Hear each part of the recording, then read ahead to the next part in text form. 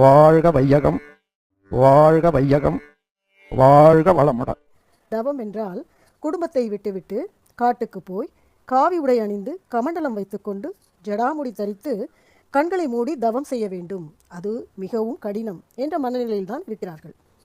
ஆனால் நமது மகான் வேதாத்திரி மகரிஷி அவர்கள் சொல்கிறாங்க, அப்படிலாம் இல்லை, இது ஆண் பெண் இருவரும் செய்யலாம், வீட்டில் இருந்தபடியே செய்யலாம் என்று எளிய முறை குண்டலினி பயிற்சி நமக்கு கொடுத்துருக்குறாங்க. தினமும் ஒரு அரை மணி நேரமாவது நாம் நமக்காக எடுத்துக்கொண்டு நமது வாழ்க்கை என்றால் என்ன, இந்த பிறவியின் நோக்கம் என்ன, நாம் நமது வாழ்க்கையை எப்படி வாழ்ந்து கொண்டு இருக்கிறோம், இதை எப்படி திருத்தி அமைத்து கொள்ளலாம், இந்த வாழ்க்கையின் முடிவுதான் என்ன போன்ற சிந்தனைகள் வர வேண்டும். அதற்கு தவம் செய்தால்தான் சாத்தியம். மேலே உள்ள உடம்புல அழுக்க சோப்பு தேய்ச்சி குளிப்பாட்டுகிறோம், மனதில் உள்ள அழுக்க க்ளீன் பண்ணுறதுக்கு என்ன பண்ணுறது? அந்த மனதோட அழுக்கு வந்து ஒரு சிரட்டை அழுக்கு தண்ணின்னு வச்சுக்கோங்களேன், அதை எடுத்துகிட்டு போய் கடலில் கலக்கிறோம், கடலில் ஊற்றிட்டு கடல்லேருந்து ஃப்ரெஷ்ஷாக ஒரு தண்ணி எடுத்துகிட்டு வரோம்.